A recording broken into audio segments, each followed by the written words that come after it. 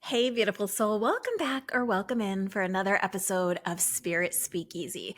On this week's episode, we are going to cover the 7 sneaky self-sabotages that may be blocking your flow right now. What are they and what can you do about them?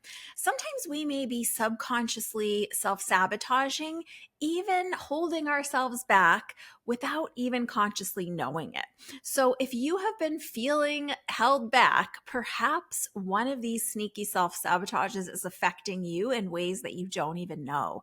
Often it's a little quiet part inside of ourselves that's trying to protect us, sometimes based on a fear or an unconscious held belief or program. And again, it's usually held unconsciously or subconsciously. So, today I'm going to share 7 of the biggest sneaky ways that I see self sabotage sneaking its way in with clients, friends, and of course, myself. Some of these may have shown up at different times in your life in different ways, and some of them you may have never experienced yourself before.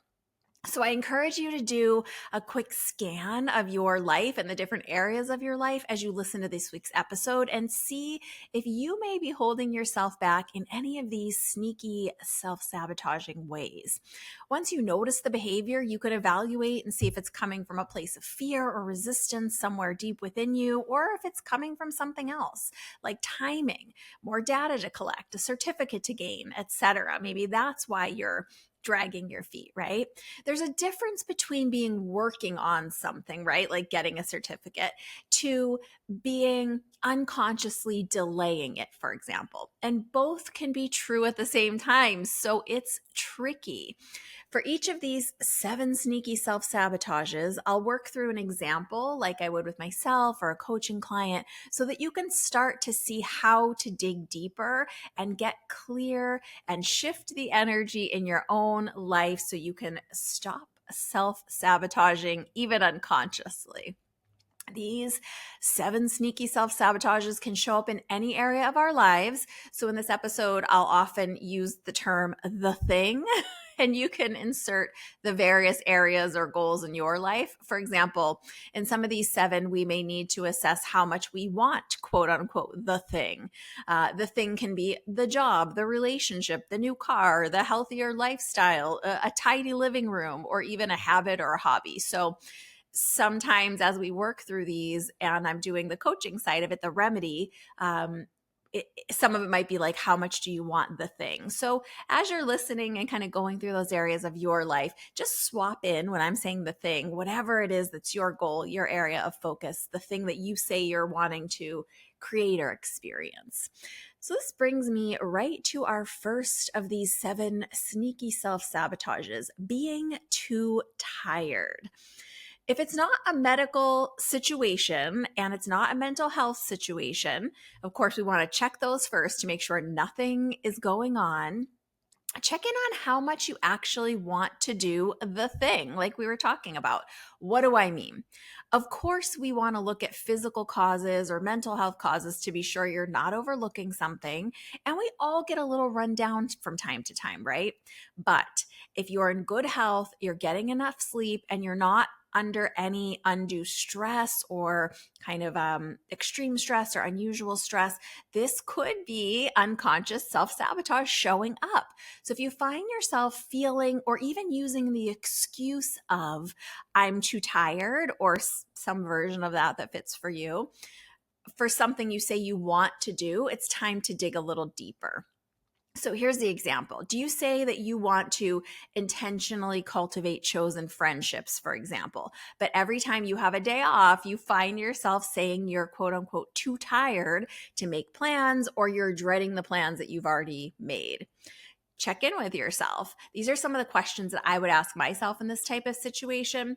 Am I actually too tired? Like for real, for real? And I would be going through the areas. Is there something wrong with me medically? Is there something wrong with me physically? Do I have a cold or flu? Is there something wrong in a mental health way? Am I depressed? Is there something going on personally? So I would start kind of checking the areas of my life.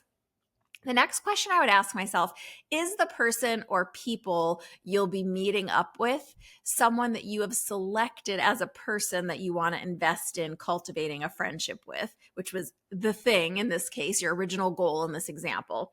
Or do you not want to spend time with this person? Because in this example of you say that you want to cultivate friendships, but then you're too tired to hang out, it could be that it's the person that's inviting you or that you're thinking about hanging out with. It's just not a person you want to be with. But you could have this unconscious block of, oh, I want to be nice. I want to be accommodating. So checking in with, is the person or people that you're going to be meeting up with, is this someone that you even want to be cultivating this relationship with? Or is this a person you don't want to spend time with? The next thing I would look at is there something about the meeting details making you uncomfortable? Could it be the time of day, the place that we're meeting, the activity that we're supposed to do together? And would changing any of these details change your energy level, right? Because maybe this friend wants to meet you at, I don't know, a golf driving range, and you're like, don't like golf or not into golf. It may be the activity that's making you feel like, oh, I'm tired. I don't want to go to this. But if changing that activity would make you feel more energized, more inspired, different about going, perhaps that's the issue. Perhaps it's not that you're actually tired. Okay, the next thing I would look at as I'm looking at, do I actually want to be doing this? Are there any emotions to work through here? Are you anxious about something? Is something else going on underneath, right? Is it actually that you're too tired, or is there an emotion or something going on underneath here? So is there any emotion we need to look at? The next question I would nudge myself or a client with is, could you go for 60 minutes, right? Could you just go for 60 minutes? And I would see how that question feels in your body or in your energy. Because sometimes when we ask ourselves, okay, you're supposed to meet that friend, you're tired, could you go for 60 minutes? Sometimes it's like, well, yeah, okay, I guess I could go for 60 minutes and have a little appetizer or something. But sometimes in your body will say, no, I don't even want to go for 2 minutes, let alone 60 minutes. And then with all of that information that you got from those questions, that's how you can start making the choice with the information, right? So that's how to test if you're self-sabotaging with this too tired, number one, sneaky self-saboteur. Okay, number two of our sneaky self-sabotages is self-judgment. Self-assessment with a willingness to grow and a compassionate understanding of yourself and the choices you made or didn't make is really great, right? We need to do self-assessment. But once it tips into self-judgment, we're often in a self-sabotage danger zone. Self-judgment can even evolve into feelings of not being good enough, like not being good enough to even have the thing that you're sabotaging, or being afraid to have it at all. In this case, the thing, quote unquote, can be part of a bigger goal or challenge. For example, maybe you're judging yourself about a presentation that you gave at work, and the presentation wasn't received as well as you had hoped, right? And because the presentation was important to your overall career goals, your overall life goals, or maybe even your self image, it can be a little more weighty than just the presentation. So, is the thing tied to something bigger when we're looking at self-judgment here? Maybe you're judging yourself because it's tied to something bigger. Additionally, this self-image piece of it could be something that's been like a recurring challenge for you. And this self-judgment may spread across various areas of your life. So the remedy here, when we notice we've tipped from self-assessment into more of like a self-judgment, the remedy is just to keep an eye on this idea of self-judgment and growth being part of the same spectrum as self-evaluation, right? Self-evaluation is good in most cases. Self-growth is good. But once we start to tip into that side of the spectrum where it's, self-judgment or being overly self-critical, right? That's not going to be a healthy place to be anymore, right? So keep an eye on it and remember that they're on the same spectrum so you can be more aware of it. And really the question to ask yourself here with self-judgment, where is your finger pointing in the scenario that you're going through as you review the details in your mind? So in this case, the presentation, right? you did this presentation, it wasn't as well received as you'd hope. Where's your finger pointing when you're assessing, like you're going over in your mind the preparation that you did for the presentation, the morning of the presentation itself? Are you, option one, pointing your finger at someone else to blame or to have victim mentality, right? Like that person already had it out for me, or this person didn't bring their components to the presentation, right? Is option one, your finger pointing out at someone else. Option two is your finger pointing at yourself with something like disappointment or negative or harsh inner talk, right? Are you pointing that finger at yourself when you're assessing? Or option three, are you pointing your finger towards the future and thinking, what could I learn or change from this experience for the future? Maybe it's in the prep and the way we did it. Maybe it's in the setting up the meeting itself. Maybe it's something that we could change in the presentation, right?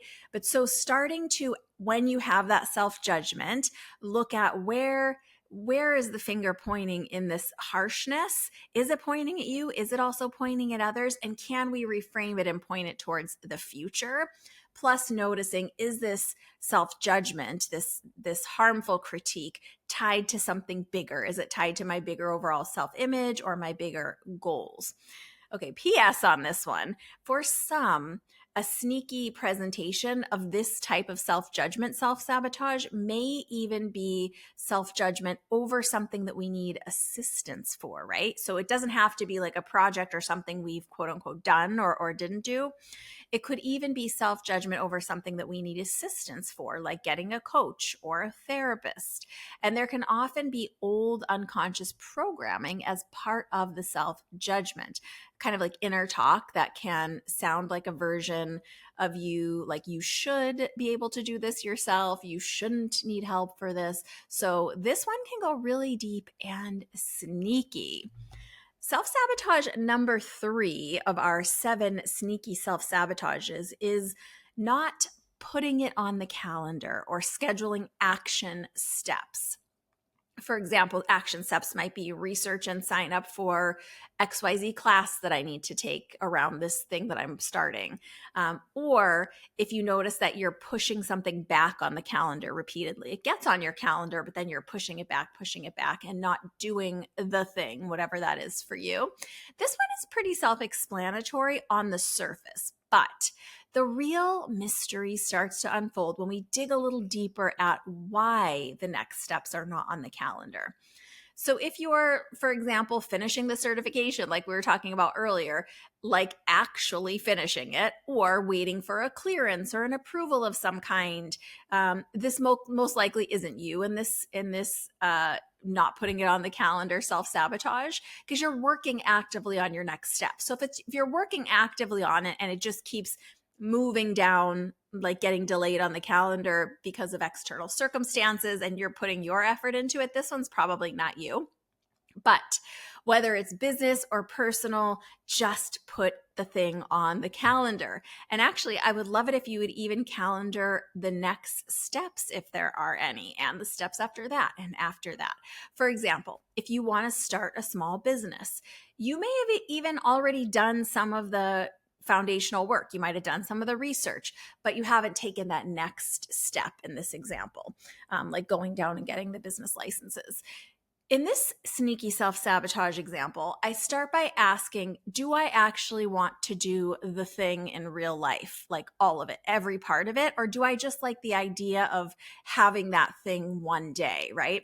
Do I really want to do a business and everything that a small business entails? Or do I just like the idea of like, oh, I'm going to have a small business one day?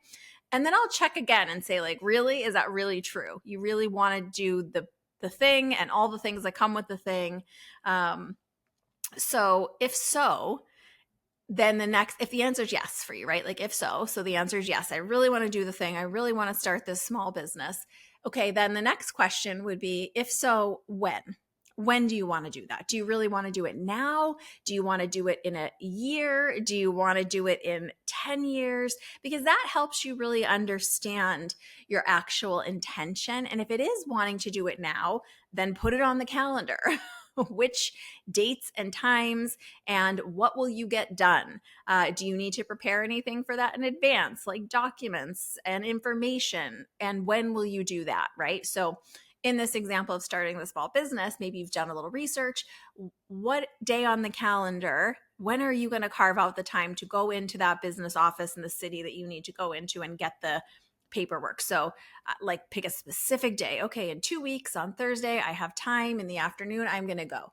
And then it would be, okay, well, is there anything you need to prepare? Let's make a list of things we need to prepare. And then putting on the calendar, what day am I going to collect these items?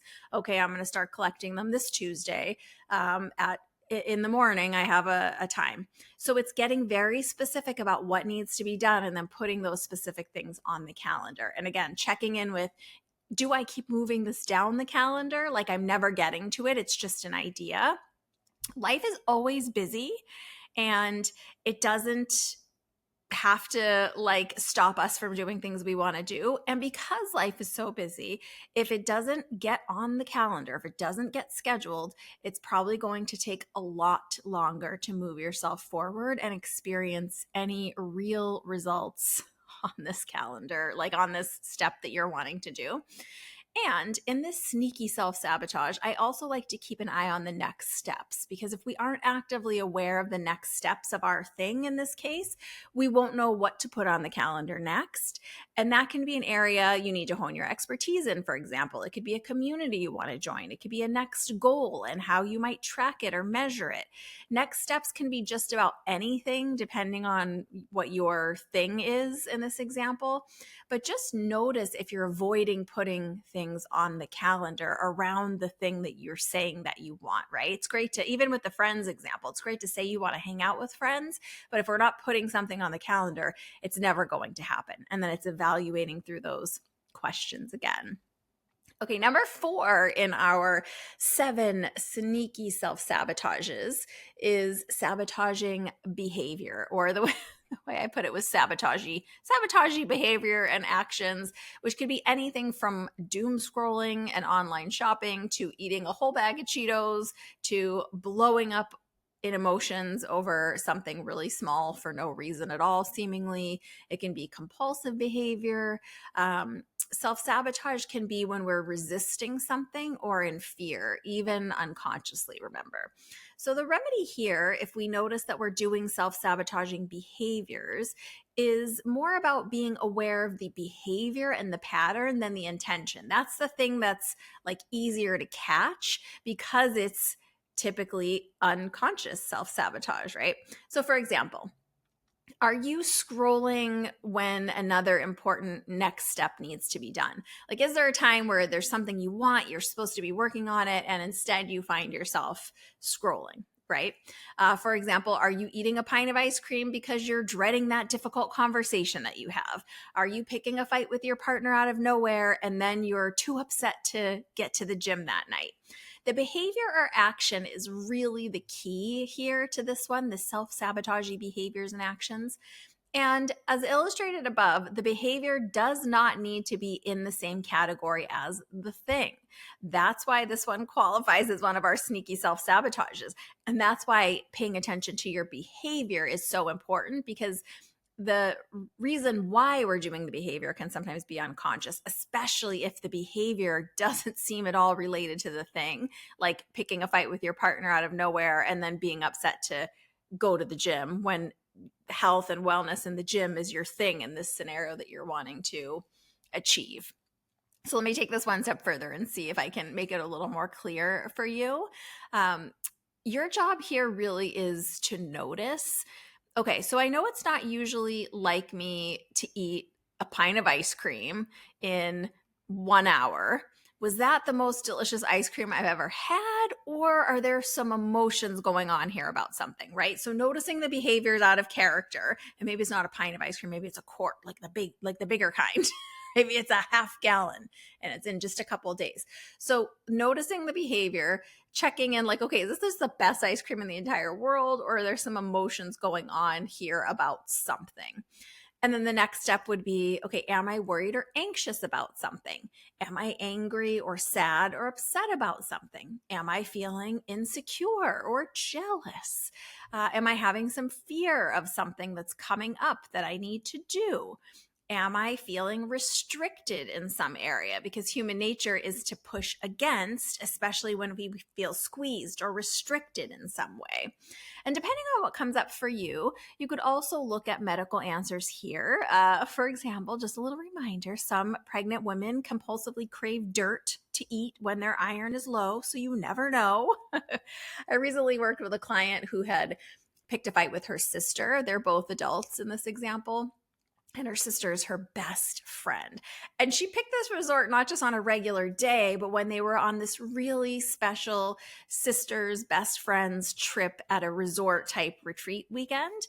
She blew up over appointment times. And in the moment, she said she felt like her sister was always trying to cut in front to take the better option for herself. And as it unfolded through our conversation, she said nothing actually provoked her. They didn't have any challenges going on in their relationship in the moment, and everything was looking pretty good. But as we dug a little bit deeper through the layers of energy and looked a little more at some specific questions and worked the possibilities of what could be going on here, it came up for her that her little family unit had just worked on some of the documents very recently, like wills and power of attorney and guardianship for kiddos, just some estate planning. And she had to choose the guardians for her own children. And she felt a lot of anxiety of naming one of her. She has 3 additional sisters, and so 4 sisters together in total.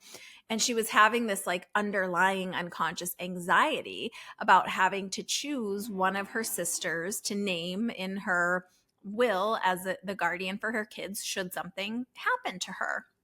And she was feeling so much anxiety about this that she, several months later, when I talked to her, was still avoiding giving this last document to their attorneys to finalize, this document that names the guardian for the kids.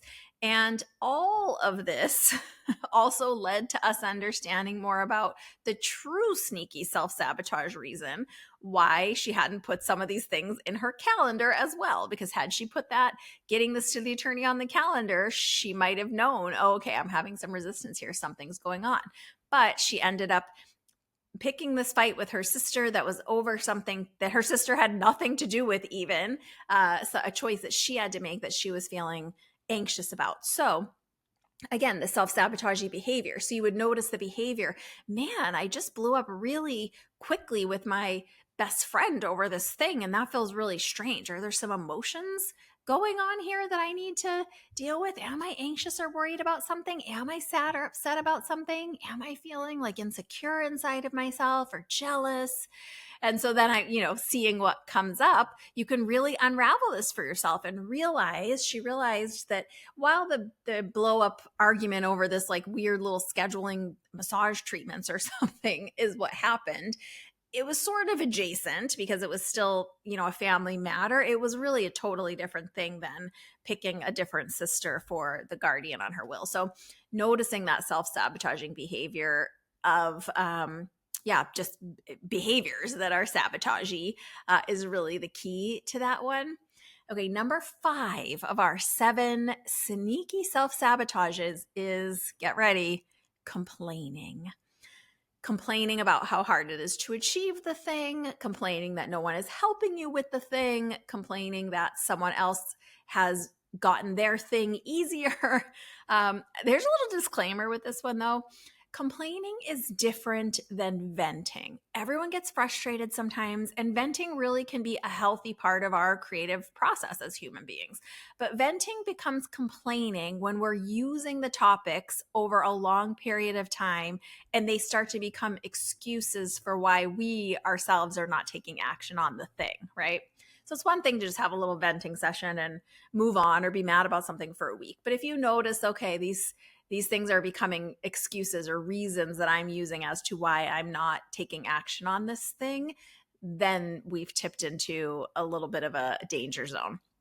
And complaining can often feel or sometimes even present itself like that victim mentality or complaining can feel like resentments. And sometimes other people perceive it as drama. So if you've ever had someone say that you're being very dramatic, maybe you're complaining. The remedies here are kind of similar to the last, noticing. What do you notice that you're talking about when you're speaking? Maybe you catch up with several friends or colleagues throughout the week. Is there something that you are bringing up over and over again? Just noticing. Maybe it's things about your family. Maybe it's things about a big win that you've had, or maybe, maybe it's complaining. So just kind of noticing, what are the things you're bringing up when you're having real conversations? Do you hear yourself repeating and refining some version of a victim story as you're sharing and talking with people? And you might have even noticed in your history someone else doing this. It's sometimes easier to see things with others. But if you can think about a friend or a person that you know that, or you've heard them tell this victim story so many times, and in the story, they're like refining the details and making themselves even more a little bit victim in the corner. So just start paying attention.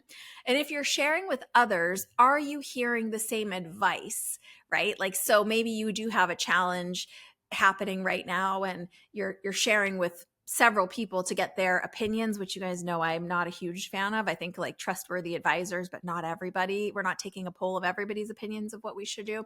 But if you are, and you're kind of checking in with lots of people about this situation that's going on, are you hearing the same advice over and over and over again? And are you considering it? If so, it's one thing if one person gives you a piece of advice, but if you're hearing the same advice about the same situation over and over, probably worth considering.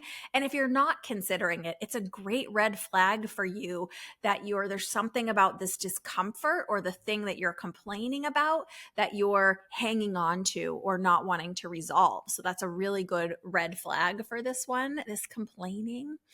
Are you building a case against the thing? So this can also be a sneaky way that we can complain, building a case against the thing. And the question here is, have you changed your mind about the thing, right? So as you're sharing with others and you hear yourself complaining about this one topic or area over and over and over, just notice, do you feel like you're building a case against it? I think one of the easiest examples here for me is relationships. This is what I see with clients often when they're processing releasing a relationship, right? At the end of a relationship, the breakdown of a relationship. And often you can feel the person making a case against the relationship or against staying in the relationship. So notice if you're doing that when you're talking about whatever this thing is for you. Are you building a case? Are you making a case against the thing? And asking yourself, have you changed your mind about it? It's okay to change your mind about a relationship or a job or a hobby or something that you wanted and not want it anymore. You don't need to build a case against it. In some cultures, complaining is just part of the way communication works. And you're actually expected to show up with your list of what's going wrong in your life this week. And if this is the case for you, I might evaluate what the goal of the thing is for you and ask yourself if surrounding yourself with other people who are constantly in that complaining mentality or complaining way of communicating, is that in alignment with the thing you're trying to achieve, right? And then maybe just making some different boundaries. I put a little pro tip on this one. Sometimes we can unconsciously slip into this mode when we're looking for permission to quit pursuing the thing. So sometimes we complain to several people, almost like collecting signatures to co-sign our petition to ultimately quit in advance, right? And no shade at all on this one. I've definitely done that. But we sometimes, especially if you notice you're saying the same thing to several people and it feels like you're wanting them to be on your side with this, not like you're really intending advice or brainstorming, and you notice, oh, maybe I am building a little bit of a case against the thing. Just noticing, like, do I feel like I'm a little bit getting people to co-sign because I'm trying to end this thing, this job, this relationship, this pursuit, and I just want some permission from outside of myself. So those are some good red flags and check-ins for the sneaky self-sabotage of complaining. Our number 6 self-sabotage of our 7 sneaky self-sabotages is waiting or expecting a big break to just show up. or even a bigger feeling of motivation. Sometimes it's not like a big break we're waiting for. Sometimes it's like waiting to feel motivated again, waiting for this big feeling of motivation to show up.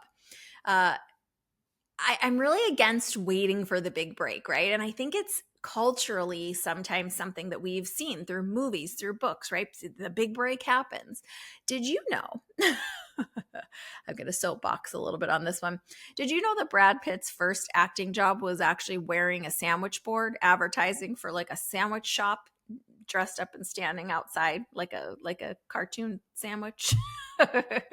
When I was a working actor, I remained in an acting class. You guys know I believe in education. I believe in having mentors and whatever we're wanting to achieve, and it helps us to move our goals forward. So when I was acting, I was in acting class, and some of my classmates are actually now well-known actors in their career.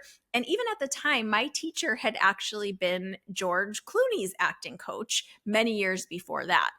And I may be really dating myself with this one, but did you know, for some of you, George Clooney's quote unquote big break, his first TV job was on that show Facts of Life in 1985. And it wasn't until 1994, 11 years later, that he became known, quote unquote, on the show ER, which some of you may remember. It was a really popular show in the mid 90s. And even though he did a few movies, he didn't become a quote unquote movie star until the year 2000 with that movie, Oh Brother, Where Art Thou? And then after that came the Ocean's 11 and additional movies. And back then, from going from TV to movies as an actor was like a really big leap.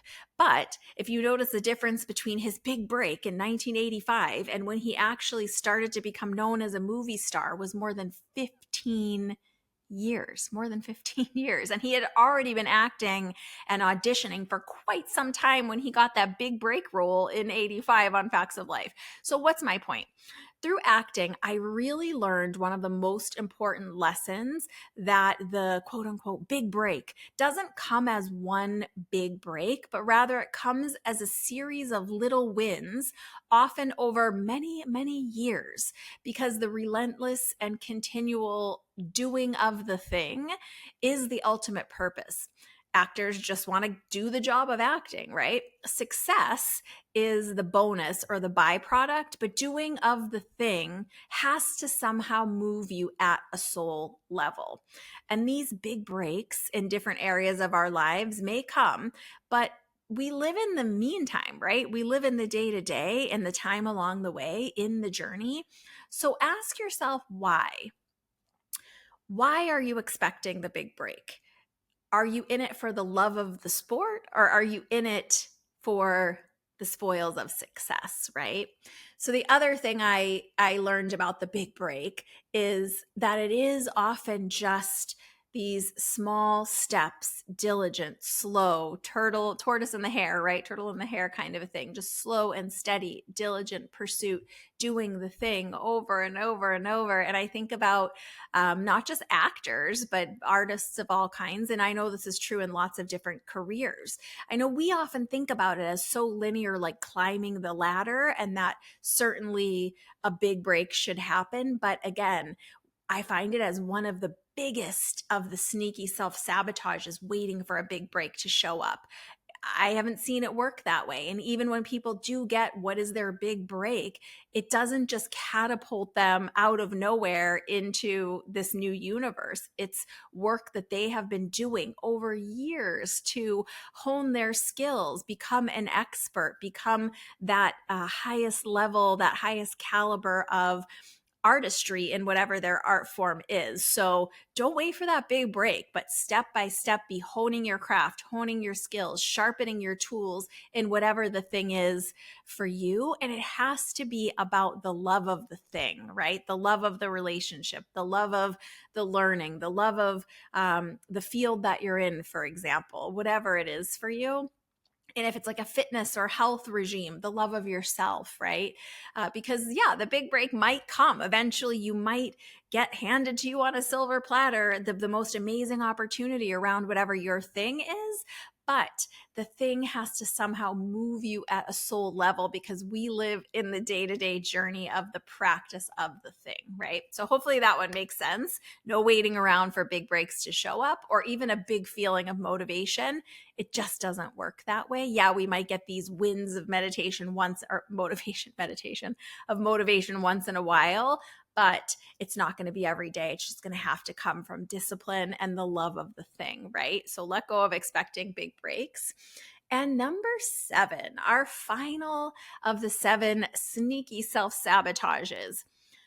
This one is a little interesting. People pleasing your way out of doing the thing. Now, delays happen, unexpected emergencies come up, even big things come up in our lives that need our attention immediately and sometimes might need our attention for a prolonged period of time, right? These are not the type of things I'm talking about here. That doesn't fall under the category of self-sabotage. That falls under the category of like being human. Recently, one of my kiddos was moving, and it just was something I needed to give a little bit of more time and attention to for a couple weeks period. And then back to the thing, right? So delays happen. That's not what we're talking about here. We're talking more about if you are now, or if you ever have slipped into the role as a people pleaser, what I know about you is that you're caring and you likely support others in some or lots of capacities, and you probably frequently have put yourself or your own needs behind everyone else's. And while caring and being supportive and strong are great qualities, without boundaries, they can quickly become part of that danger zone for sneaky self-sabotages again. So this need to please can show up as anything from wanting to be accepted to wanting to be a giver to wanting to help out. And sometimes it ends up being straight up codependent in some cases, I've got to be honest. And because being helpful or strong is so valued in our society, this one can be extra sneaky since it's often looked at like as on the healthy side or even as being rewarded, right? We're rewarded for self-sacrifice culturally, most of us, and particularly female presenting people. So the need to please can be a little sneaky because sometimes we're rewarded for it, right? So it can make it very easy to hide behind people pleasing and use it as a little sneaky self-sabotage wall, like built around us. Easy not to notice the self-sabotage of it all when you're so busy pleasing and helping, right? Because then we get praise for that or people appreciate it. So this sneaky self-sabotage can often be a little more complex because sometimes it can be also intertwined with things like actual obligations or needs, like keeping your job, and is often tied to some pretty deeply held beliefs about the way the world around us works.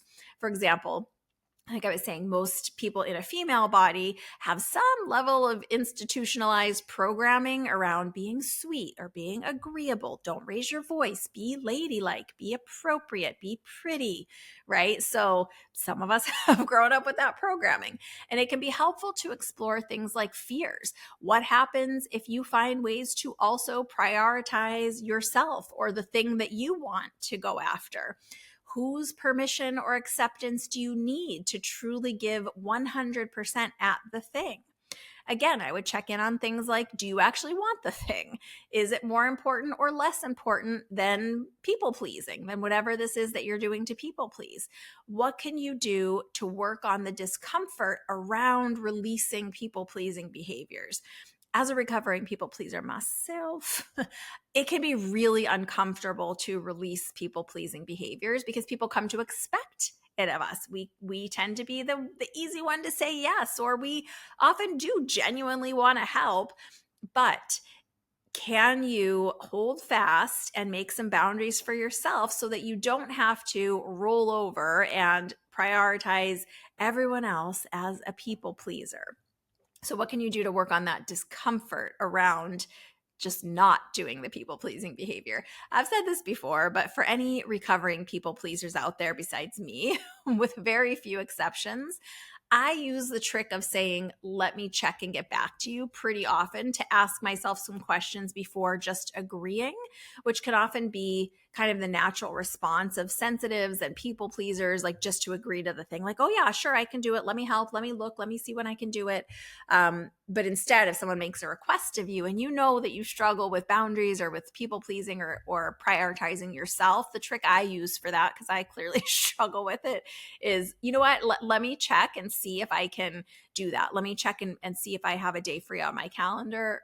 Let me call you tomorrow and let you know. And that gives me enough space to really check in with myself, like we were just talking about.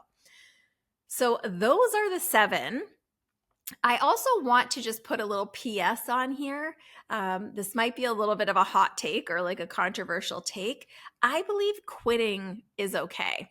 Through a lot of these self-sabotages, sometimes part of the reason that we're doing the unconscious, sneaky self-sabotage is because we don't actually want to do the thing. Maybe we did want the thing at one point. Maybe we really put a lot of our heart and soul into the thing. Maybe other people around us sacrificed because we wanted the thing, and then we just don't want it anymore. Or maybe we have learned that, like, oh yeah, I thought that thing was for me and I realize it's not. Quit because the thing is not for you after all. You thought you like it, but you don't. It's not what you thought it would be, or even because you feel your time with this thing is done, but not because of fear or self-sabotage. But I do believe quitting is okay. I've quit a lot of things over my life just because I discovered maybe it was something I wanted to try, and then I discovered, like, oh yeah, I don't like this at all. So I think quitting's okay. And if we can be more honest with ourselves about whether we do actually want the thing or to do the thing, then it makes it a little easier for us to say, you know what, actually I don't. And do I need someone else's permission to quit this? Do I need to go around collecting, co-signers for not doing this, for quitting this thing? But I know sometimes we can feel really judged about quitting. So that's my little stamp. If you're feeling like there's something you're self-sabotaging yourself around and you're realizing it's because you really want to quit. So there you have it. 7 sneaky self-sabotages that may have been quietly running in the background, draining your energy, blocking your momentum, or keeping you from fully stepping into your thing, whatever that may be. How many of these 7 have you seen in different areas or in different ways in your own life? Remember, these sneaky patterns don't make you wrong or broken. They make you human. The beautiful news is that once you see them, you can shift them. Awareness is the first step towards transformation with all of these 7 sneaky sabotages. So be curious, be compassionate with yourself, and keep coming back to your why about the thing. You're not behind, you're not too late, and you don't need to be perfect to begin or to keep going or to get started again, right? Let go of that self-judgment. You need to be honest with yourself and brave enough to take the right next step. You've got this, and I am here cheering you on every step of the way. So go get that thing and release these 7 sneaky self-sabotages. I hope that this episode has meant something to you. I would love it if you would let me know which of these you see yourself in, or maybe there's some assessment and evaluation that you can do with the things coming up for you right now. Happy spring, y'all. Big hugs, lots of love. If you haven't already joined my free community healings, oh my gosh, let me just mention this really quickly. You can go to my website, joyfulmedium.com, right in the events tab, and it will show you all of the upcoming free community healings. I hold one every month. They are live on Zoom with me. And even if you can't make the live, I do put out the replay, and you can receive all of the healing, all of the Reiki, the chakra clearing and balancing, all of the things on the replay. So if you want to sign up to get the Zoom link and to get the replays, again, it's totally free. It's just a bit of a community service that I offer every month. You just go to my website, joyfulmedium.com. In the events section, you can learn all about it and you can sign yourself up. And I hope that you will come and receive so that we can start moving some of these sneaky self-sabotaging behaviors and getting clear about what we want and learning how to receive and live our best and most fulfilled lives. Big hugs, lots of love. Bye for now from inside Spirit Speakeasy.